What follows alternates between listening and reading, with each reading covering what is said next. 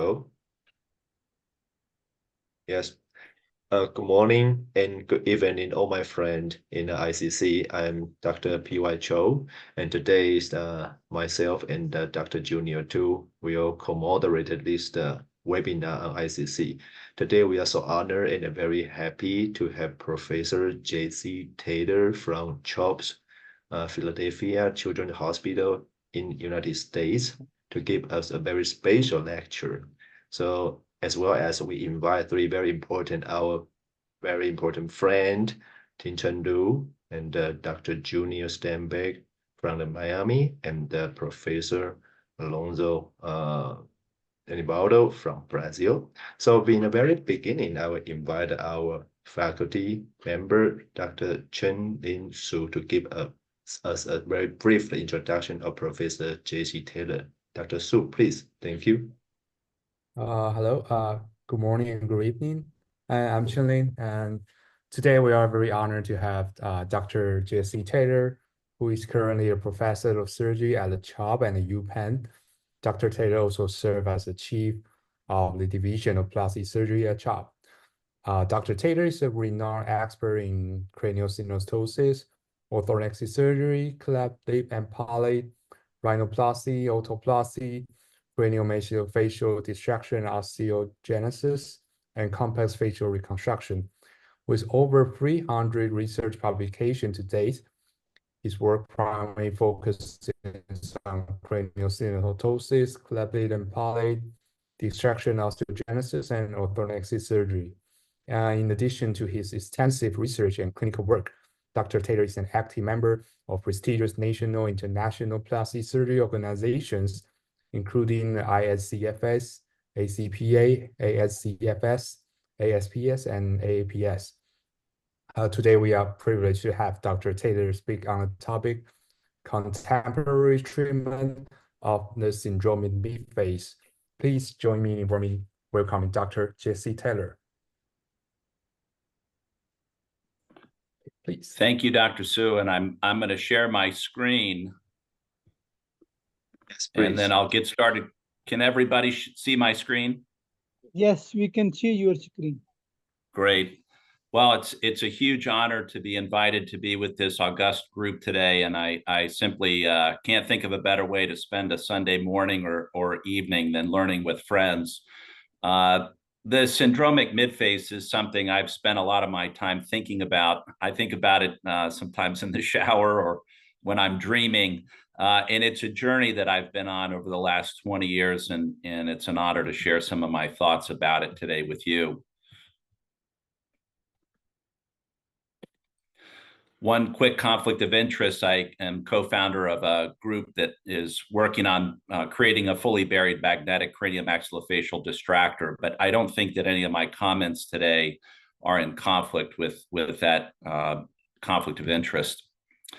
And just to orient you, the syndromes we're going to talk about today are the acrocephalosindactyly syndromes, most commonly Cruzon, Apert, and less commonly Pfeiffer, Muncke, and Sathert-Chodson. But these are the group of syndromes that we're going to be talking about. And when you think about the important treatment paradigms in treating these group of patients, in infancy, it's generally centered around the cranium. And CHOP is so proud to be a part of the kind of change in treatment protocol leading from frontal surgery to more posterior-oriented surgery with posterior cranial vault distraction in infancy. And then as these kids grow up, our treatment paradigm is to treat the midface in the period of mixed dentition.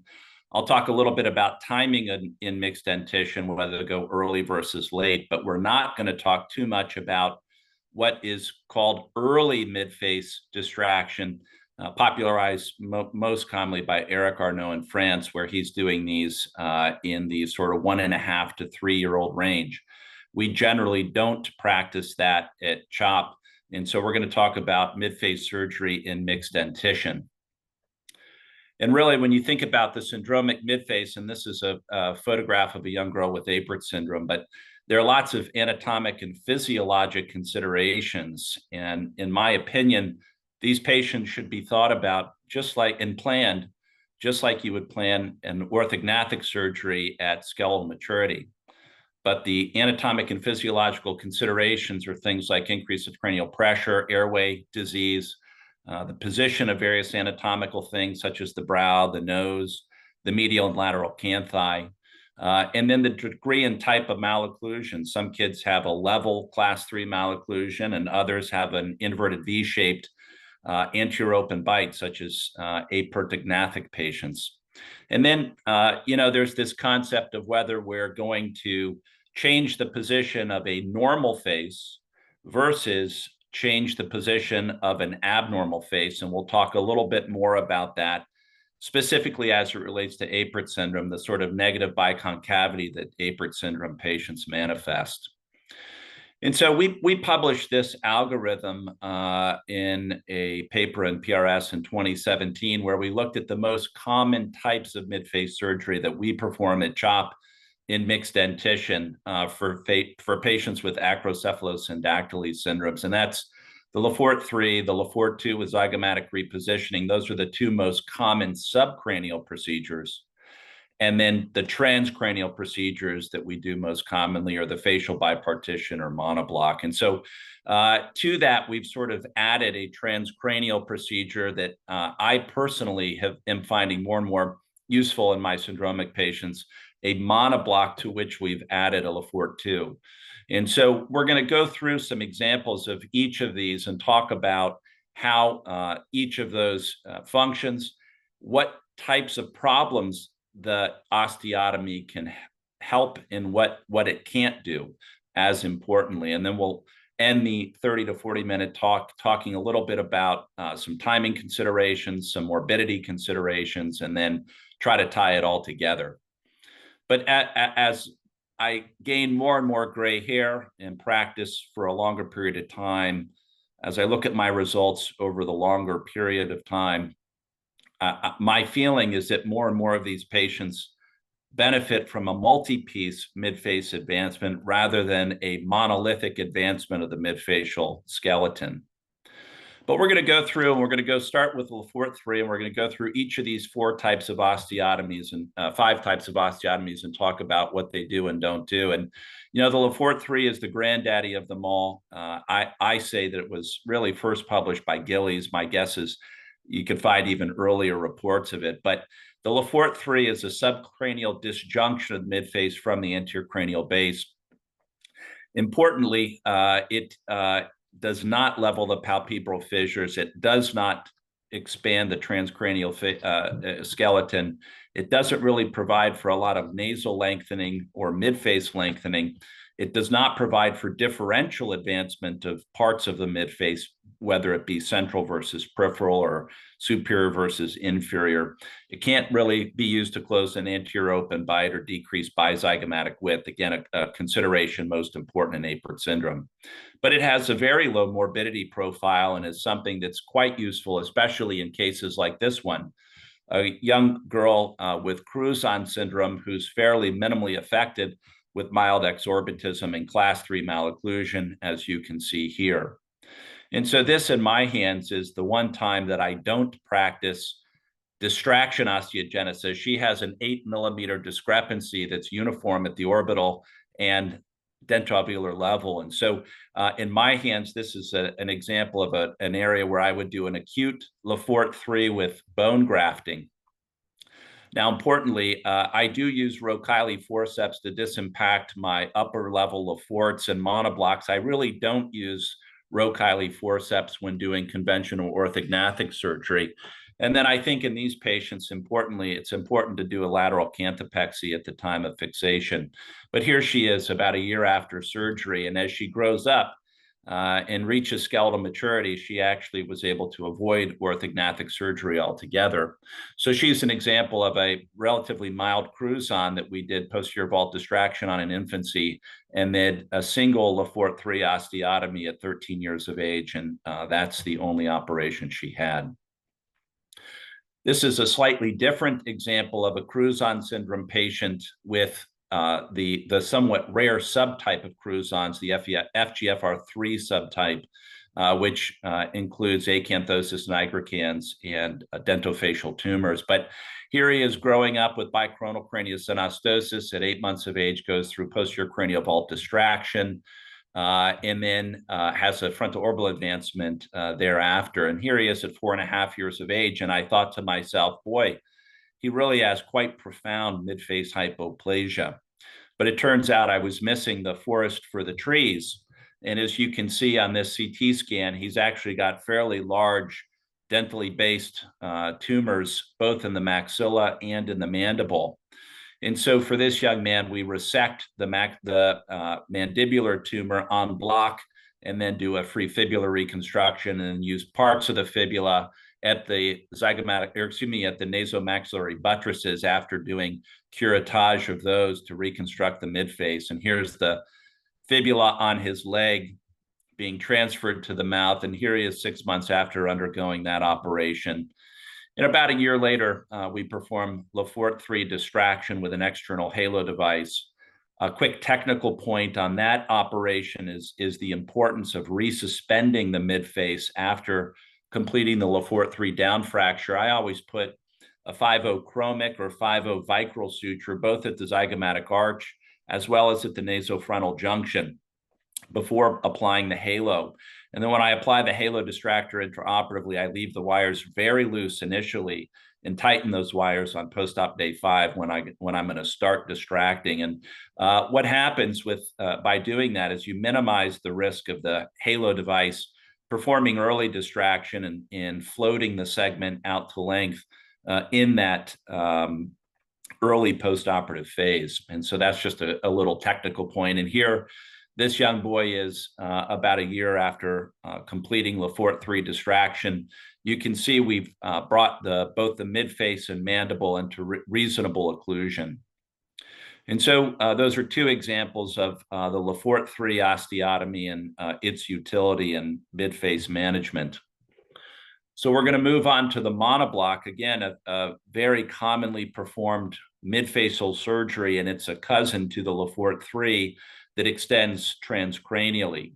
And so importantly, it has, in my hands, a higher morbidity profile because of the transcranial nature.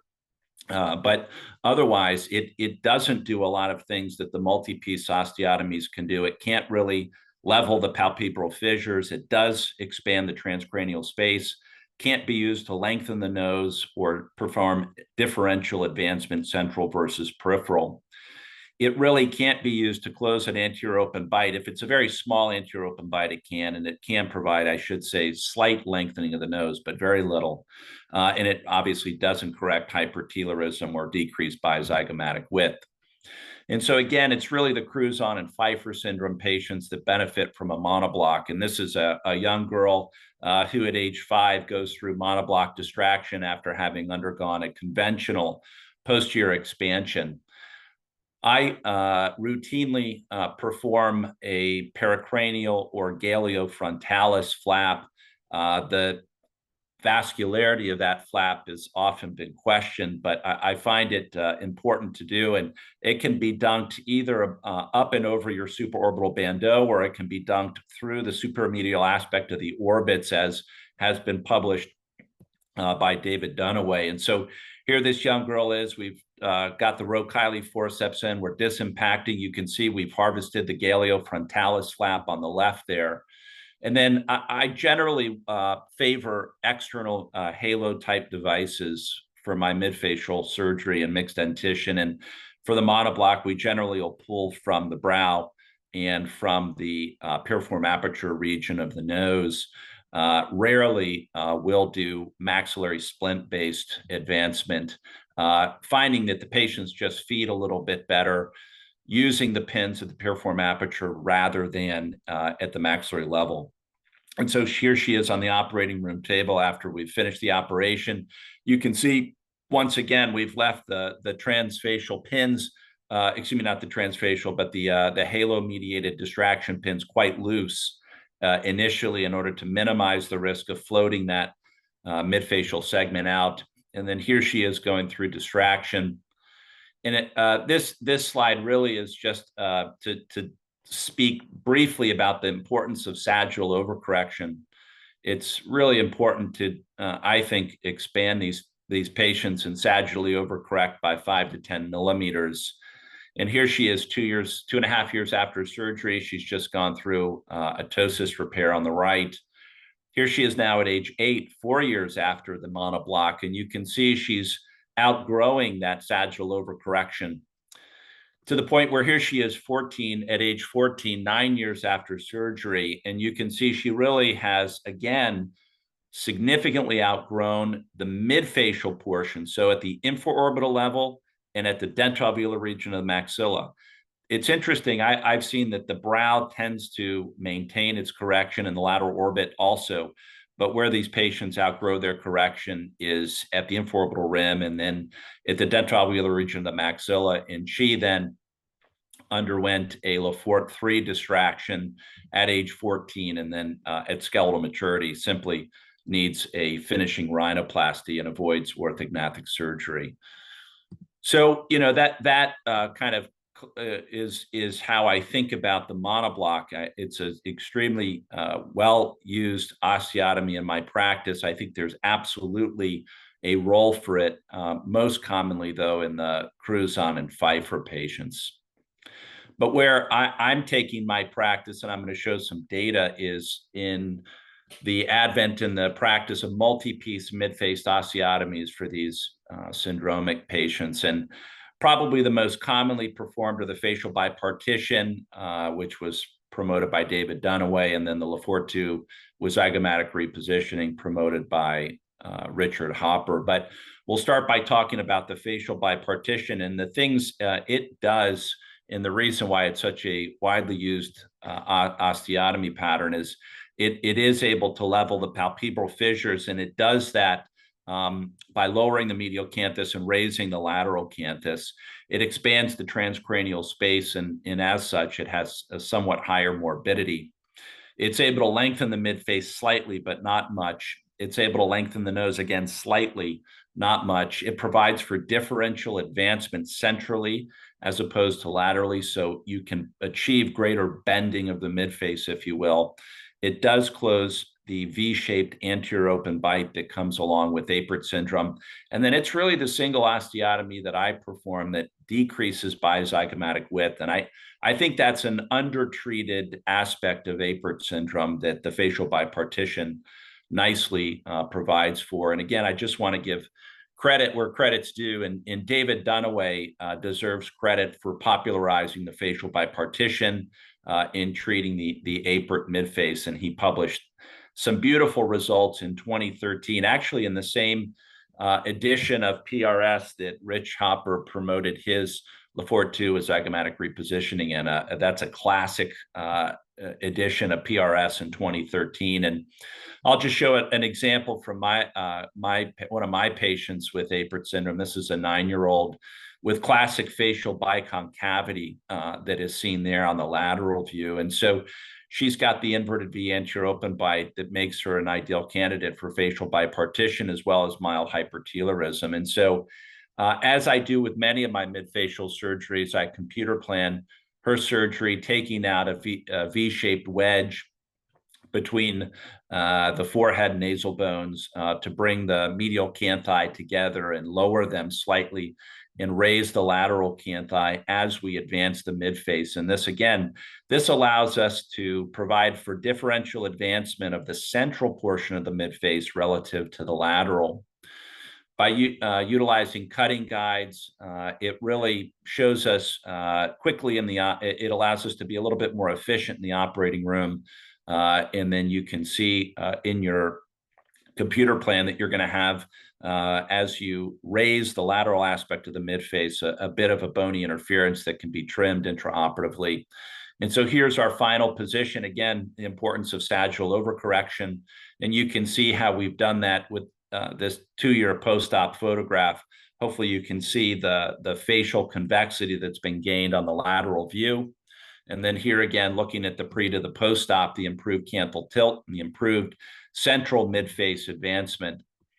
And then here she is on the left before surgery and 5 years after surgery, having had no additional craniofacial surgery. You can see she's outgrown the sagittal overcorrection, but lands at skeletal maturity. Here she is at almost 15 years of age with reasonable facial convexity in a class 1 malocclusion, as you can see at the lower right there.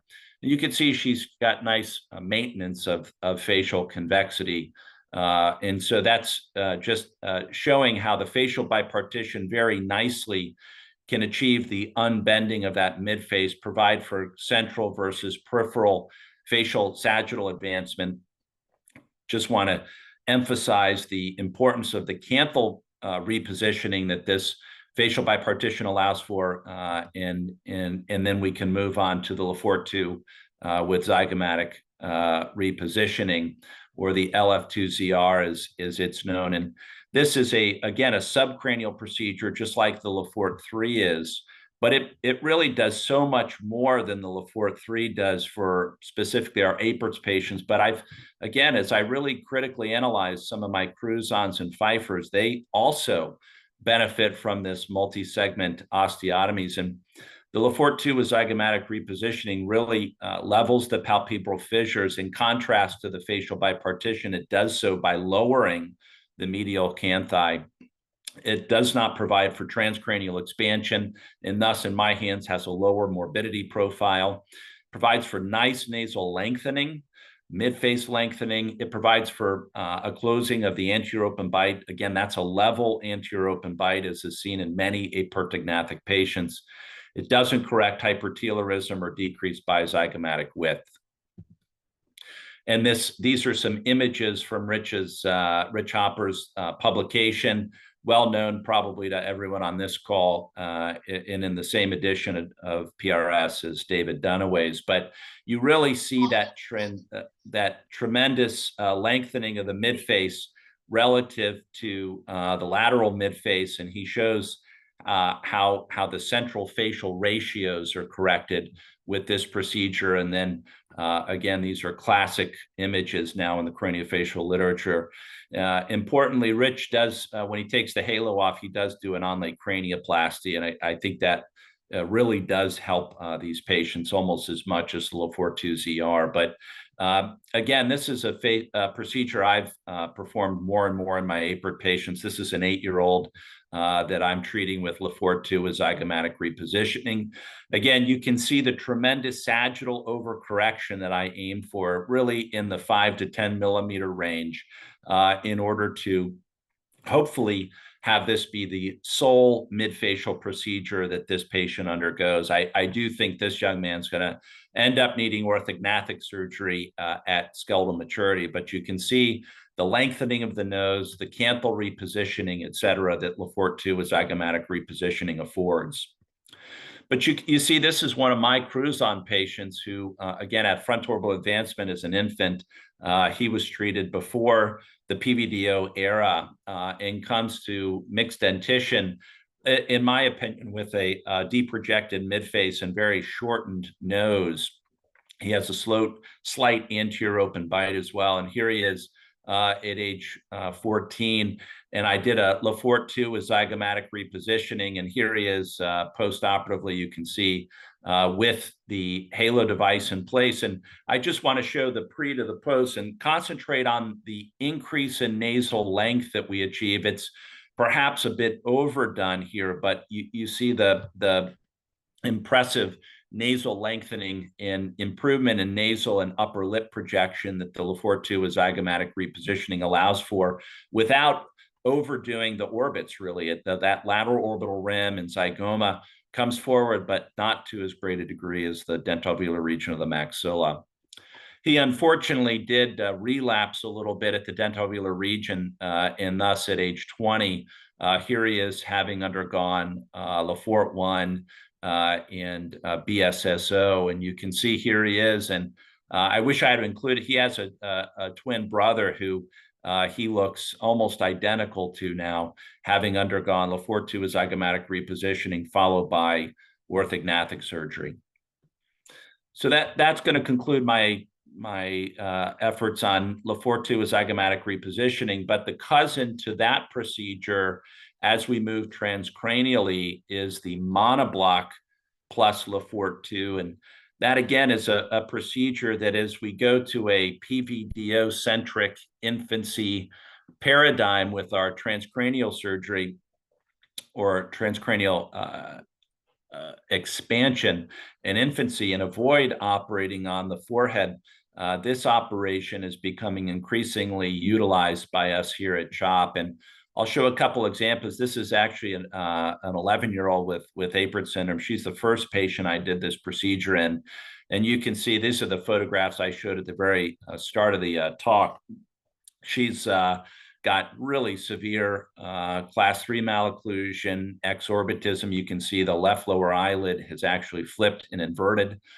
She's got severe turibrachycephaly and a bird beak nose, and then a class 3 malocclusion with anterior open bite. So really a pretty classic case of Apert syndrome. She's had no prior surgery. And so we wanted to correct as many of her problems with one operation as we could. And so the monoblock with Lefort 2 seemed like an obvious choice. So we cut a monoblock and then we add to the monoblock a Lefort 2. And so you see that Lefort 2 outlined in pink, the monoblocker spectacleplasty outlined in light blue, and then the forehead comes forward with the zygomas in orbits, as you can see here. And then the Lefort 2 is advanced and rotated down. And so I drove, in this case, the spectacleplasty forward with an internal distractor and then drove the Lefort 2 forward with an external halo device to get her to this final position. And so, again, using computer planning software, you can plan your position of your internal distractors. Here we are in surgery with our custom jig placed to allow us to get the vectors of the distractors just right. On the right side, we've performed the nasofrontal osteotomy to separate the Lefort 2 from the monoblock. And then again, you see the ever important pericranial flap to separate the nose from the intracranial space. And then here's her postoperative CT just after taking out her distractors. You can see another nice thing about computer planning software is you can give yourself a grade to see how the actual compares to your planned osteotomy. And then here, this patient is before surgery on the left and 2 years out from surgery. Again, the ever important sagittal overcorrection. If anything, we've made her quite enophthalmic with this procedure in 2 years follow-up. But look at that tremendous lengthening of the nose and the improvement in canthal position that this osteotomy affords. And really that's maintained. Here, this patient is 7 years after surgery and without any additional craniofacial surgery at skeletal maturity, 18 years of age, having avoided orthognathic surgery. And here's a CT scan that we had got. Again, just wanted to kind of compare my results with the monoblock with Lefort 2 to Richard's. And so I copied some of his diagrams, and you can see this is my patient in the upper left and his patient in the lower right. And you can see the tremendous improvement in midfacial ratios that is achieved with monoblock with Lefort 2, similar to the Lefort 2 with zygomatic repositioning osteotomy popularized by Richard. And, you know, you can really normalize all of the cephalometric ratios with this operation. When you look at it with Steiner analysis, you really normalize the relationship between the maxilla and mandible. You improve the maxillary cant to a tremendous degree.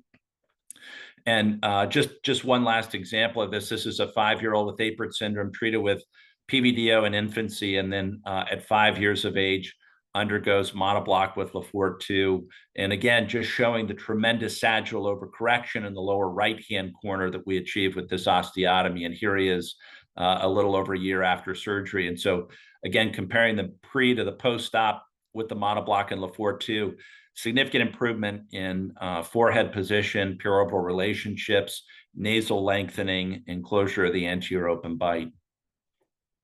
And you can see here the central midface and how that's been brought so much further forward relative to the lateral to normalize the axial facial ratios in him.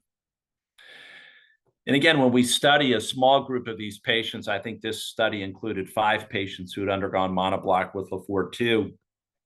You see the tremendous distances that the dentoalveolar segment of the maxilla travels. It's a little over 3 centimeters forward and down, which is more than really you can pull in general with a monoblock, just because if you were to pull that far forward, you would leave the patient slightly enophthalmic. And again, both the axial and the vertical facial ratios can be improved by segmenting the midface from the forehead. But really, the point is not to promote any individual osteotomy here, but the point is that in my opinion, we should be looking at these patients and critically analyzing them, just like we would an orthognathic case at skeletal maturity, and trying to improve as many of the anatomic and physiologic problems as we can with a single operation to maximize improvement. Obviously, we've got to be thoughtful about morbidity at the same time, but I think we can do both. And so I'll just show one last example before wrapping up. And this is a 9-year-old with Antley-Bixler syndrome, multi-suture craniosynostosis, headaches, neurodevelopmental delays, severe obstructive sleep apnea, facing a tracheostomy. And you can see pretty severe midface hypoplasia. But if you study his midface hypoplasia, it's very different than the APERT or the Cruzon. He's got fairly mild exorbitism in midface hypoplasia at the orbital level, and very profound midface hypoplasia at the dentoalveolar level.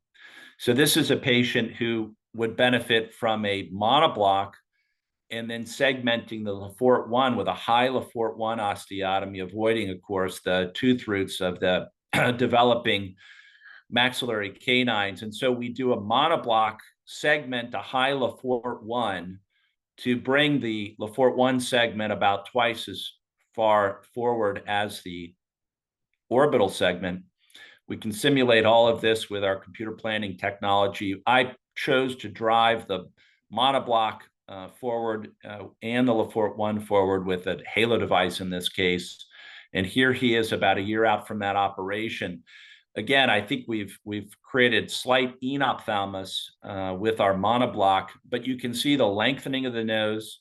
You can see the tremendous advancement at the LaFort-1 level relative to the higher level LaFort/monoblock that we were able to achieve by segmenting the monoblock from the LaFort-1. And then as we followed him over time, here he is on the left before surgery, on the middle panel 1 year after surgery, and on the right panel 5 years after surgery, almost at skeletal maturity here. He's 15 years of age on the right panel. And I think he's settled out nicely. It looks like he also will avoid orthognathic surgery, but I think we've corrected the enophthalmos over time, has settled out. The nose has maintained the added length in projection, and then the LaFort-1 segment seems to be an appropriate relationship with the mandible, so he'll avoid orthognathic surgery.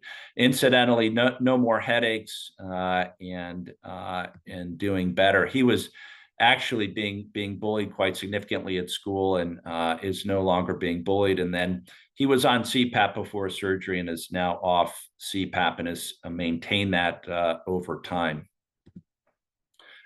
So what am I doing differently now than I was earlier in my career? This is our outpatient building where all of the floors are somewhat disjointed, somewhat of a different appearance, but perhaps tying in with this segmental theme for today. But as we at CHOP analyzed our morbidity profile associated with transcranial versus subcranial midface surgeries over time, we looked at a large series of patients. And you can see at CHOP, we favor somewhat subcranial versus transcranial, but we perform a fairly high number of both. You can see transcranial surgery generally takes longer time, has greater blood loss and need for transfusion. But most importantly, as we look at complication profile of our subcranial versus transcranial, we see a much greater morbidity as well as greater profundity of morbidity in our transcranial procedures, with a couple of patients having ascending infections and ending up septic in the ICU. And so as I think about midfacial surgery in my syndromic patients, I am a little more reticent to perform transcranial operations, and perhaps the bar above which a patient's problems would need to rise in order for me to do a transcranial procedure relative to a subcranial procedure is a bit higher than it used to be. And then lastly, I think timing. I'm doing more and more of my patients as we look at another aspect of dentofacial morbidity that comes along with midfacial surgery is injury to developing maxillary dentition. And as we look at the risk to the posterior maxillary dentition over time, you can see that if you can wait till 8 or 9 years of age, the patient's dental development is interrupted to a much less degree. And again, we published that in 2020. So just another reason to potentially do the surgery slightly later in mixed dentition rather than earlier. And I think most of these patients can wait till 8 or 9 years of age instead of moving forward at sort of 5 to 6.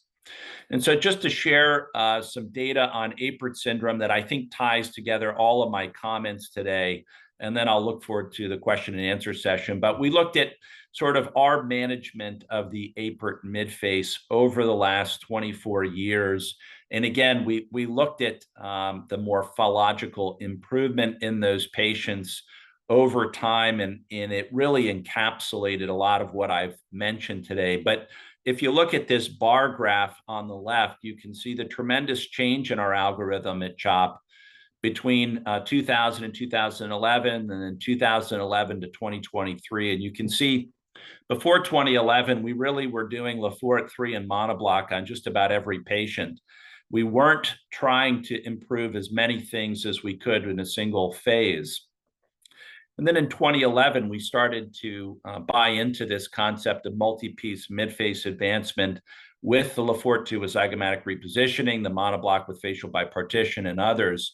And we've really been practicing that at CHOP to a great degree over time. And I think importantly, we're seeing better results, both aesthetically and functionally in our patients, and really without an increase in craniofacial morbidity. And I think that's so important to note is we've got to look at the downsides of what we do alongside the upsides. And importantly, we don't see an increase in morbidity profile with these multi-piece midface advancements.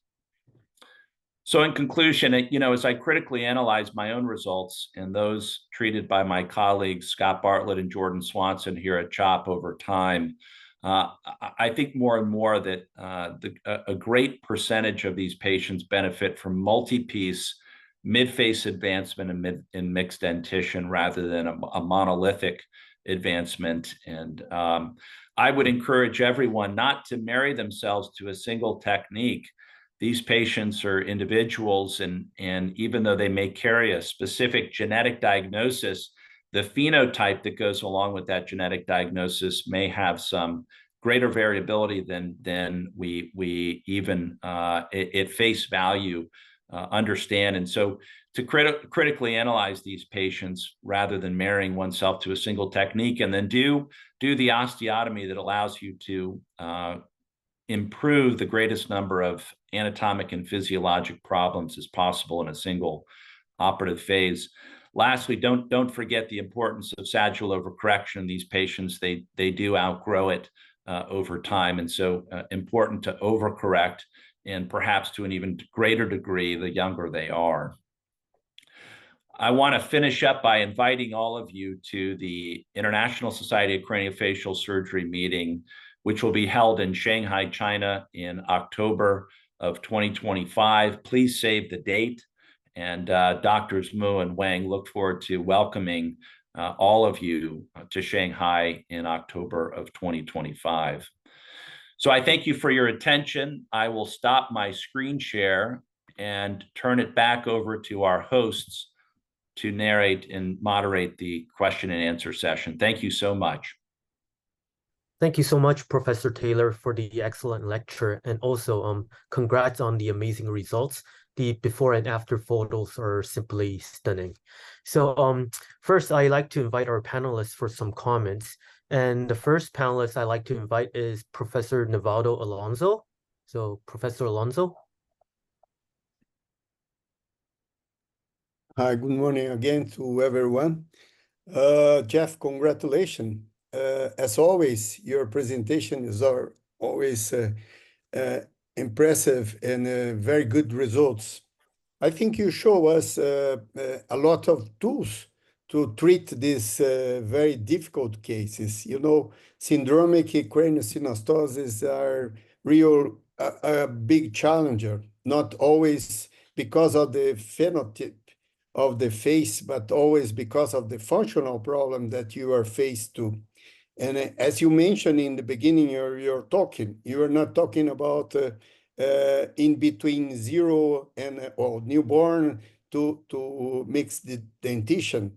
But most of our decision should be made in between these ages. You know, when you have a sleep problems, tracheostomy in places, and exophthalmos, severe exophthalmos. So sometimes you have to change your approach. We have a real different approach from the one you show us, but you show us very, very important ways to treat different situations. We always have two kinds of syndromic craniosynostosis, at least for me. We have long-term follow-up.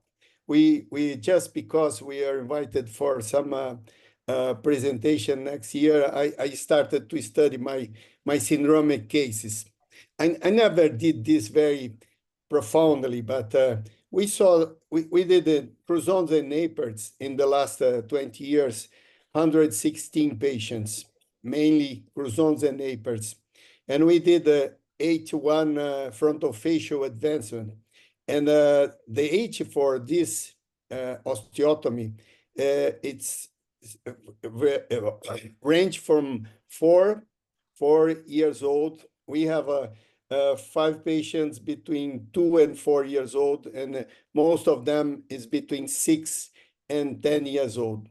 All of them came back to or Le Fortray or orthodontic surgery. And it's very interesting when you make this bipartition. We started doing external device, as you show, but I have a lot of problems to fix external device in piriform aperture because of the mixed dentition. Sometimes you need to put plates and only screws doesn't work very well. So then I moved to internal device, 4 device, 2 device. We are not very, I would say, it's not easy for us to have a new device, new distractor. So we reuse the devices most of the time. So, as you mentioned before, it depends on the patient. We have many complications. I have to say that in 81 frontofacial advancement, we have like 20 patients with some kind of complication like CSF link and many others. But we do not have any death in this series of patients. So I have to say that this is very interesting when you started to show this kind of bipartition, not bipartition, but by osteotomy associated. I feel very, very, very interested about this. But looking back, my patients, and when I have a frontal ortho advancement, and then for some functional reason need to come back and do a frontal facial advancement, so most of the orbital area were resorbed. I mean, so when I was just wondering, and maybe this is one of the questions that I would ask you is, when you have two osteotomies associated, when I saw my patients back, I saw many resorption in these patients, much more than when I do frontal facial advancement in one piece. You know, most of my frontal facial advancement, they have a better result when I did not have a frontal orbital advancement before, you know? That's one of the questions that I would ask. Yeah, and the second question is about, we make a very interesting study that we show this, we published this, but we look at the normal face and compare between you know, frontal facial advancement and normal face. At the end, neither Cruzon nor Aperts, they have the same final good face. But when we look the patients, I have a long-term follow-up for these patients. I have 24 years of follow-up of many of these patients. I started to do monoblock early 2000, and the first LE4 was 96. And when I look back to these patients now, only Cruzons, you can say that the final phenotypic after 24 years of follow-up, they have a, that I could say that's normal, but none of my Aperts patients, even if I have I can show you very excellent results between 12 and maybe 16 years old. But when you look these patients at 20, 24, 26, they came back to have not a good phenotype. So again, just a few comments and just to show you that I do not publish a lot about monoblock because, you know why? Because now I realize that I should have done this before, but I had a lot of complications, and I never feel that final results were as good as I would love to. But only in Cruzon's patients now, we can see that after frontal facial advancement, LE4-3, and orthognathic surgeon, and then I have now good results that I feel that these are real good results. But for Aperts patients, I look back to my patients and I still feel that's missing something, even if I have a very good results, at least when I compare to the results in the literature. So Jeff, again, thank you very much for your exposition. It's always a pleasure for me because it always opened my mind to look back to this. I told you in Cancun 2022, and I have to be more, I have to be more brave to start to do this monoblock with LE4-2, and I still don't feel comfortable doing this kind of osteotomy at the same time. But there are some local reasons, like if I use two pairs of internal distractions and external distraction, it would cost a lot. So then I prefer to monoblock and then LE4-3. I have a series of cases that I did frontal facial advancement, and then I need to do a LE4-3, as you show in your Cruzon patient, mainly of these Cruzon's patients. But again, thank you very much. You always have an excellent presentation with excellent results. Congratulations. My pleasure to be here to comment your presentation. It's a great honor for me. Thanks, Nivaldo. If I could have just a moment to reply to some of your comments, and I would be remiss if I didn't start my own comments with the tremendous respect I have for you and your results and your long-term follow-ups. I've learned so much from you through the years, and I just want to say thank you in front of all these other folks for your teaching. I happen to agree with the majority of your comments. Number one, and I was so happy to hear you say this, to me, in order to do a monoblock earlier than about age 4, a patient needs to have exophthalmos to the degree that they're threatened with blindness and need for tracheostomy. And even then, I'll often favor tracheostomy plus lateral canthopexy or something, or temporary tarsorrhaphy, in order to avoid early monoblock, i.e. before age 4. I really don't think there's a big role for that in like 95 to 99% of syndromic patients. So I'm glad to hear that your series agrees with that. And then number two, I couldn't agree more with you that when faced with doing a transcranial midface surgery in a patient who's already had a frontal oral advancement, there's no question in my mind that the morbidity is much higher and that the frontal bandeau is going to see much greater wear and tear, i.e. resorption, et cetera. So, we don't quite have the data to prove this, but my experience mirrors yours with regards to frontal surgery, and that's why we really take the PVDO in these patients out as far as we can, 25 to 35 millimeters, in an effort to avoid frontal surgery altogether until it's time for midface. And again, as we look at some of our patients that were treated earlier in the sort of the 80s and 90s, these patients were having 10 to 15 operations by the time they reach skeletal maturity. And what we're trying to do is decrease the surgical morbidity and the surgical exhaustion that a lot of these patients have from undergoing so many operations, repeat frontal orbital advancement after repeat frontal orbital advancement, repeat midface after repeat midface. And again, I think if we're thoughtful about timing, we can decrease the number of operations they go through. The last thing I'll say, and then I'll let Jordan Steinberg give his comments, is that if you really look at the data coming out about early monoblock, i.e. before period of mixed dentition, the benefits are quite underwhelming, meaning the degree to which it provides for long-term respiratory relief, long-term ocular protection is quite underwhelming in my mind. And so I really feel strongly the majority of patients are best treated in the period of mixed dentition. And if you can afford to wait, which most of them can, wait until 8 or 9 years of age. And then, I guess that's just somewhere where perhaps we differ a bit.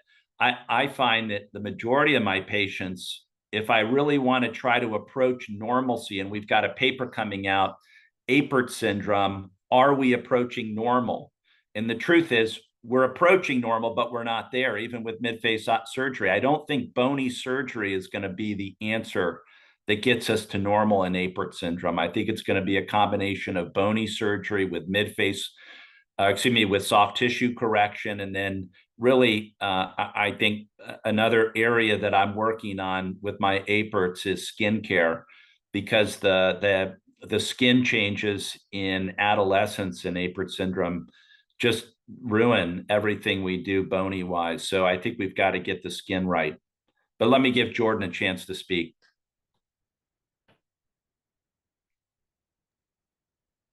So please, Professor Steinberg, please comment on the topic.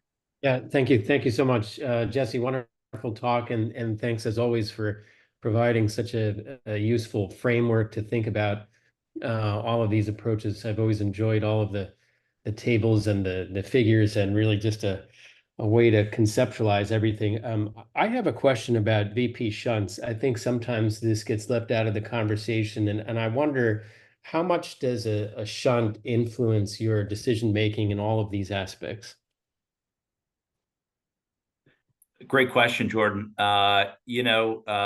We try to be really thoughtful about not only presence of shunt, but location of shunt, and talk to our neurosurgical colleagues.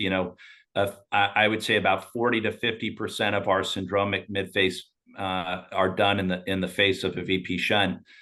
I don't think it plays a big role in things if it's posteriorly positioned, and that's the one thing we really try to encourage our neurosurgery colleagues to do, is to place not only the shunt catheter, but the port as far posteriorly as we can.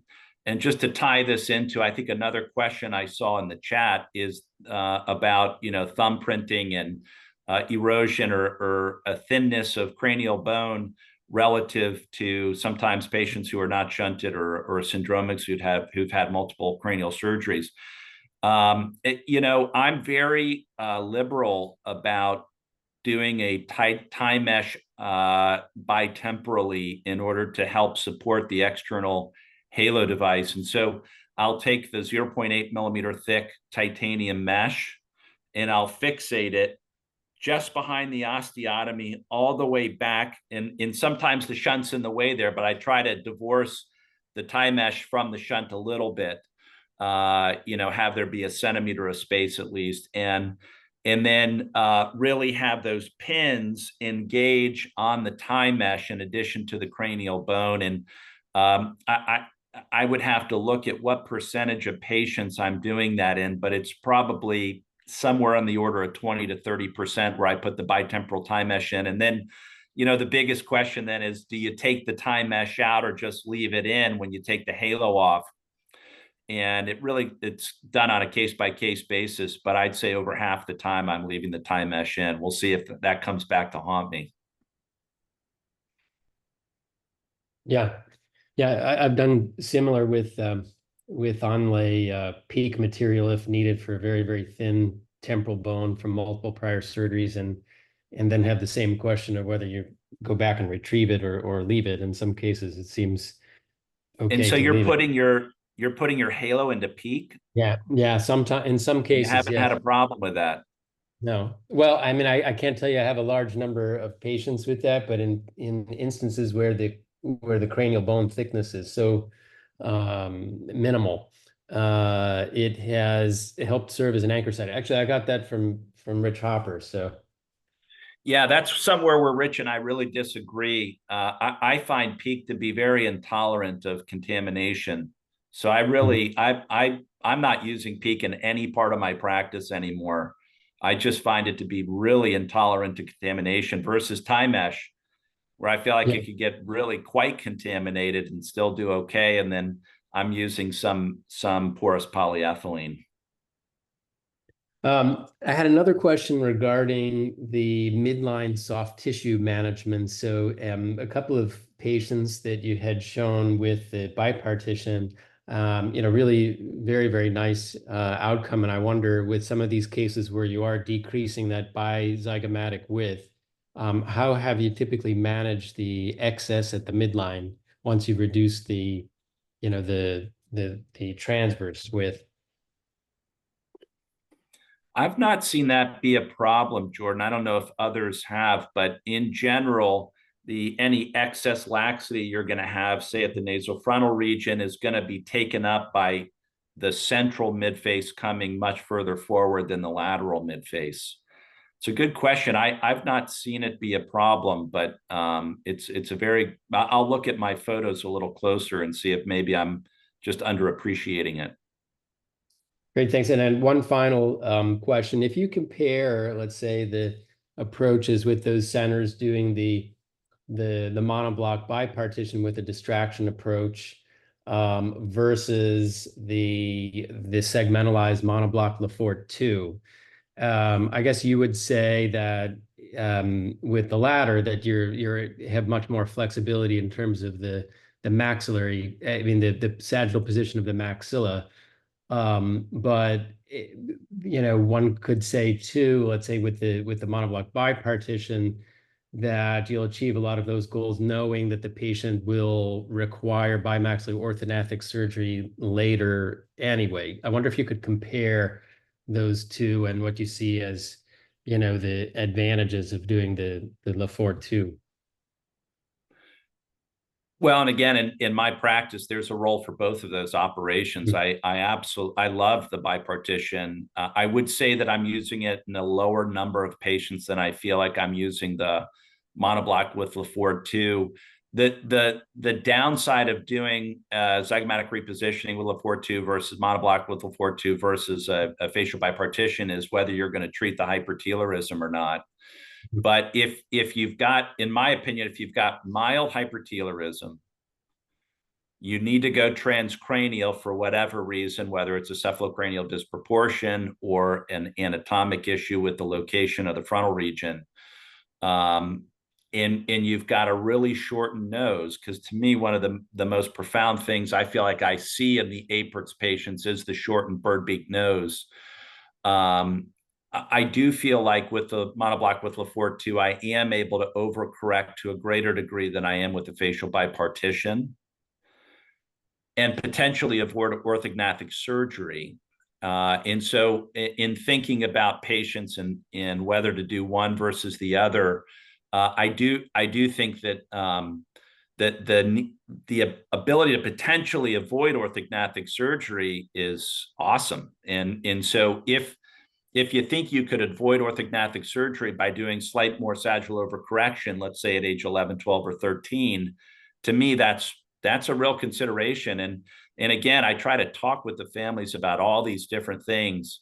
I worry sometimes that as I speak to families in clinic and talk about 13 or 14 different variables that are going through my mind, that sometimes I probably confuse them as much as I'm helping them make the best choice for themselves. But I try to be thoughtful about those points. I'm not sure there's one. It's not a one size fits all thing. It's obviously something where we've got to tailor it to the individual. Thank you. Thank you, Dr. Steinberg. Next, I'd like to invite Dr. Tintin Liu. Hi, Professor Taylor. Thank you for your wonderful speech and result. So I don't have the experience of multi-piece midface surgery. I would like to ask technical questions. Like when you do the multiple piece, like monoblock with a level 2 or a monoblock with a level 1, do you have to like use a wire or suture to connect the pieces?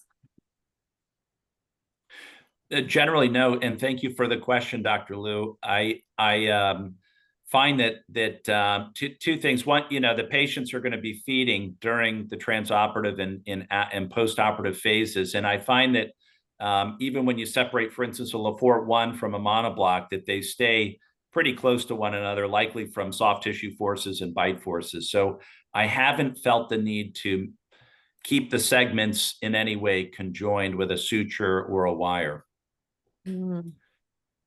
And again, technically speaking, I always cut the monoblock, and then you can cut the Lefort 2 or Lefort 1 quite readily and quite easily. I mean, I think that when thinking about the amount of time that's added to the surgery with a multi-piece, it's quite insignificant relative to the overall length of the operation.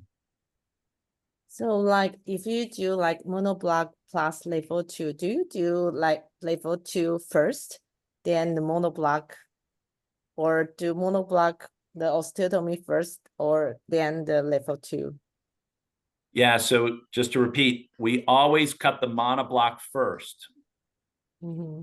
And then we can cut the bipartition second, or the Lefort 2 second, or the Lefort 1 segment second, or the Lefort 3 segment second. But we always cut a monoblock first and do pterygomaxillary disjunction and really mobilize the monoblock first. Mm-hmm. I think that's a very important point, because once you start to segment, it can become a bag of bones. Yeah. So I think it's very important to do the monoblock, mobilize it with Rowe-Kiley forceps, etc. And I should have included a video of that, because I think technically that's one of the most important aspects of the surgery, is the post osteotomy mobilization of the bones. It's got to be very aggressive. Yeah. And I think that if you don't do that, that's probably the number one way to have complications. Okay. Thank you very much. Thank you, Dr. Liu. Last but not least, I'd like to invite Professor Lo. Hi, Dr. Taylor. It's so nice to hear your talk. And good to see you, Dr. Lo. We don't have many cases here, and I do not have much experience here, but I have some question for you. When you can choose the timing to do level 3 and destruction, what is the best timing in terms of patient's age when you do the level 3 and destruction? And to what extent, you mentioned that overcorrection, how much overcorrection you would do? And then sometimes I did some cases, and I wish to avoid the orthognathic surgery when they grow up. So please, I'd like to hear your comment. Well, thank you, Dr. Lowe. And again, as with all the other speakers, I've learned so much from you over time. Thank you for all of your teaching. With regards to timing, you know, it's a balance. The families are often pushing for this in my clinic. And so to get the families to hold off and wait is often challenging, as the kids are often being bullied in school, et cetera.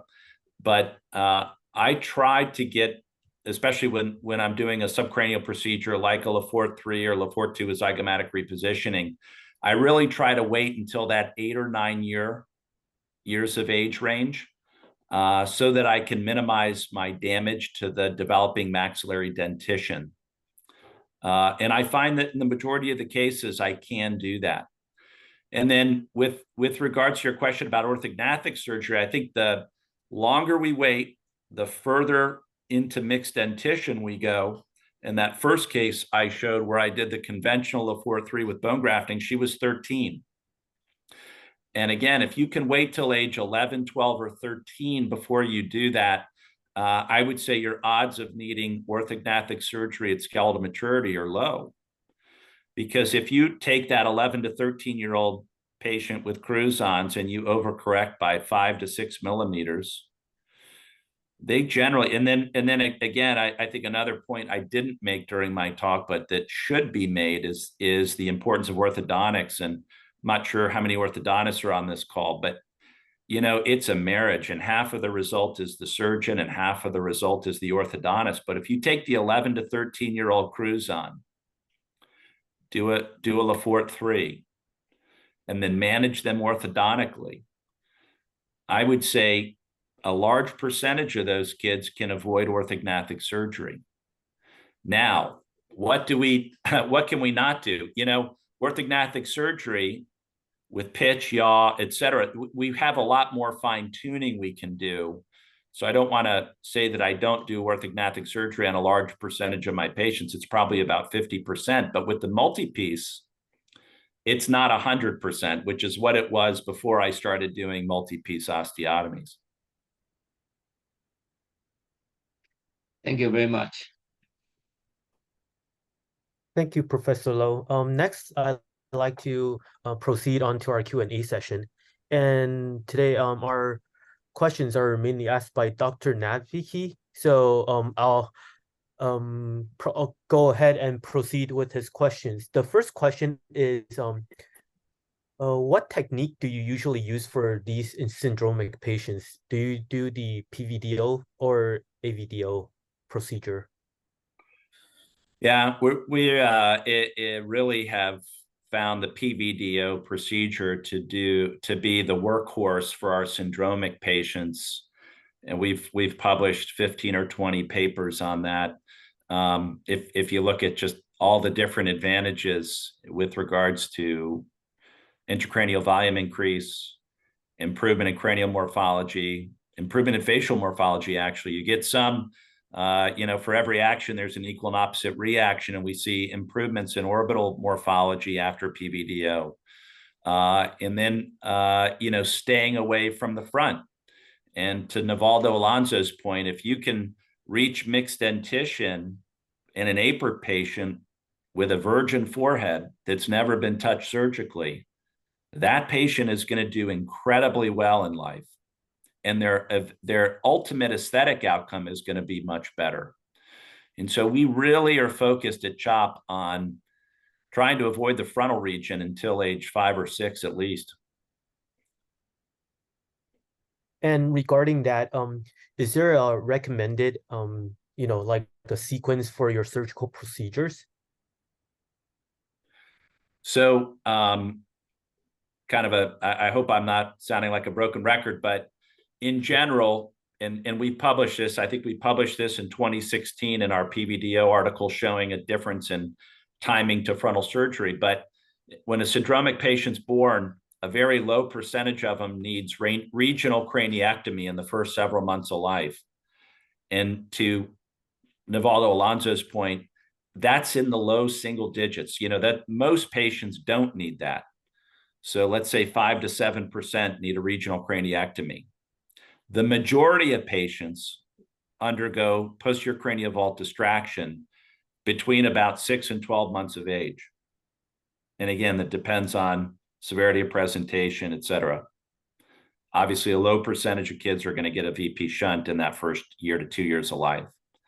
And then we do a PVDO, and we try to take the PVDO 20 to 35 millimeters. And by doing that, we avoid, in most patients, any additional surgery until it's time for midfacial surgery. Again, a low percentage of patients is going to require frontal orbital advancement for intracranial pressure or ocular related issues. But the majority of patients are now going from PVDO in infancy to midfacial surgery. And again, I think I showed a large percentage of those are being done as multi-piece midface advancements. And then I would say about 50%, maybe slightly higher than that, requires orthognathic surgery. And if we look at the overall surgical burden of our syndromic patients with that algorithm relative to what we were doing before PVDO, it's a real big difference. Did I answer the question? I hope I did. If I didn't, maybe a clarifying question to help me answer it better.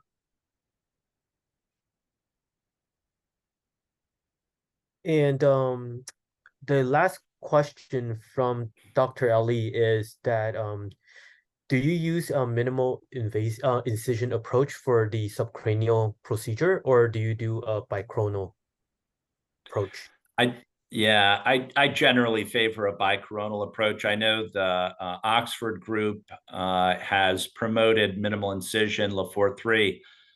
I have just not had patients like their patients who I felt the bicoronal approach would be in any way dangerous or prohibitive. So I've not done a Lefort 3 with minimal incisions. I published a paper. I'm not sure if that's what he's referring to. I published a paper in Cadavers about 15 years ago looking at how to do that technically.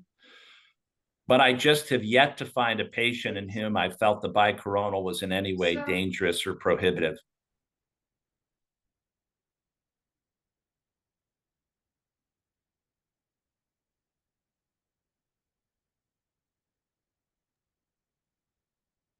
Yeah.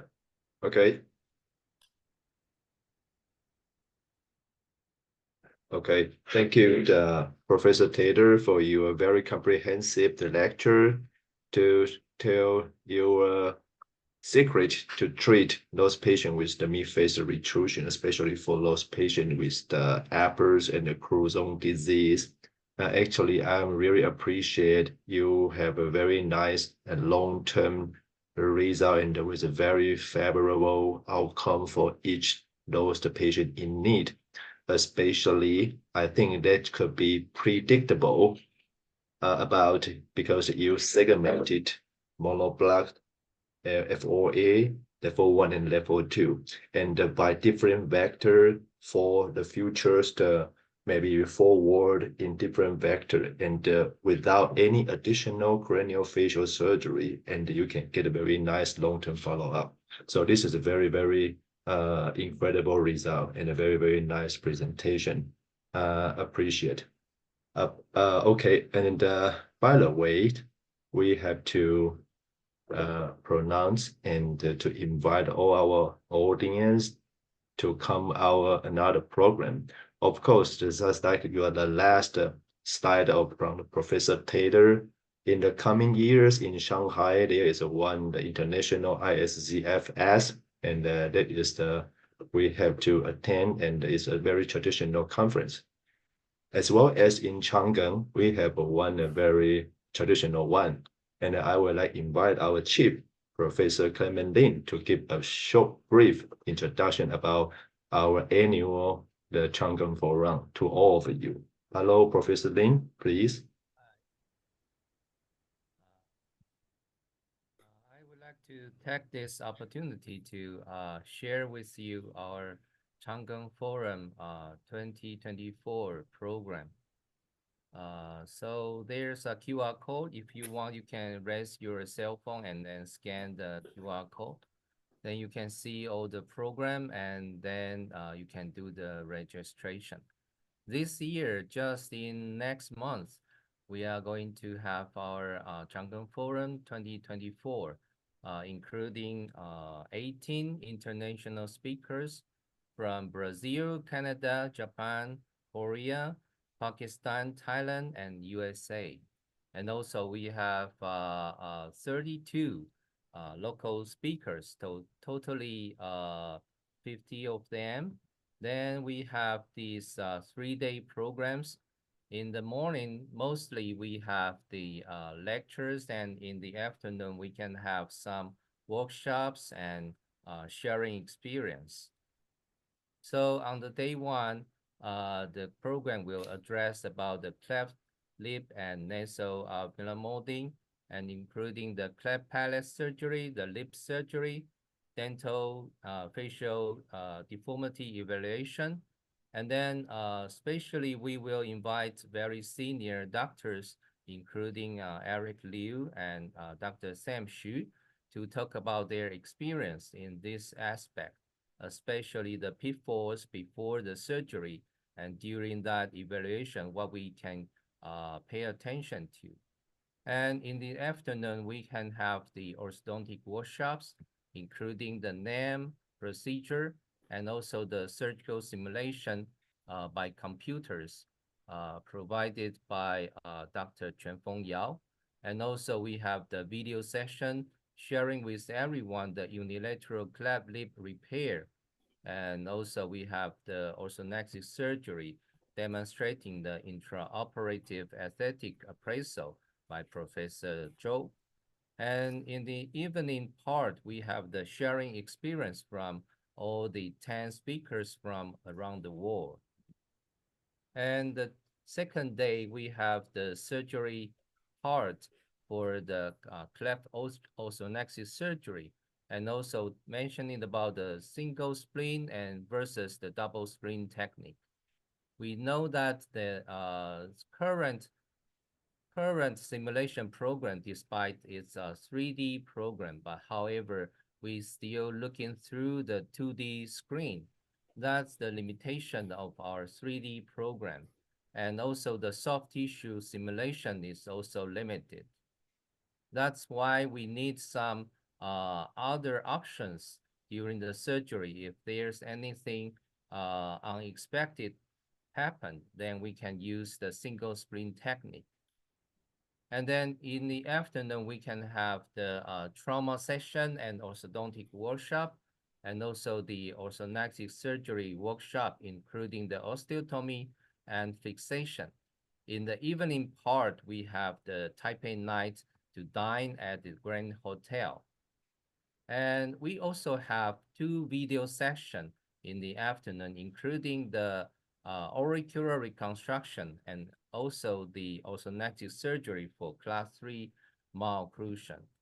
In the third day, we have the class 2, class 3 malocclusion, and also the asymmetry, craniofacial deformities, OSA evaluation, and non-skeletal treatment, and also including the surgical options for the also obstructive sleep apnea patients. And at the last session in the afternoon, the secondary cleft deformities and difficult case discussion with the redo cases, and finally our panel discussions. So in Chang Forum 2024, actually our comprehensive program can show you the from the various elementary part of the surgical and orthodontic options, and also the difficult part, and shift to more comprehensive treatment for those craniofacial deformities. So very welcome you to join our forum this year, and please raise your cell phone and scan the QR code. Thank you. Thank you, Professor Lin, your introduction about the Chang Forum this year, and always welcome for your participation in this Chang Forum. Okay, finally, before the group photos, I would like to introduce our next ICC, the webinar that will be located on October 6th, 2 weeks later. and the presenter is the well-known Dr. David Chang from Australia. So really appreciate our today's presenter, Professor J.C. Taylor, and our three very important the friend, Tin Chen and Professor Alonso and Dr. Jordans. So please give me your smile and open your screen. We are going to the very important session, that is the group photo. I would like to invite all of you can join us this beautiful timing. Yeah, please reveal your the whole face and give me your wonderful smile. And I will count to 3 and I will take a photo for all of us. Okay, 1, 2, cheese. Thank you so much. And hope all my friends can have a wonderful day. Good morning and a good evening for all of you, and enjoy the beautiful Sunday. And see you 2 weeks later. Thank you, all my friends. Goodbye. Bye-bye. Thank you. Thank you, Professor Taylor. Everybody. Thank you Thank so you, much. Jordan. It's a Thank you, big Jess. honor. Thank you. Thank you, Alonso. Thank you. Bye. Thank bye. you. Thank you, Bye. Fayaz, Professor Yeah. Fayaz. Yeah, thank you. My Thank you pleasure. so much. My Yes. pleasure. Bye-bye. Yeah, thank you, Professor Clementine. Yeah, and yeah, Tin Chen and Junior, we have the next meeting. Yeah, we can take a break for 10 minutes. Okay, see you later. Okay, Bye. bye-bye. Bye-bye. Bye, EK.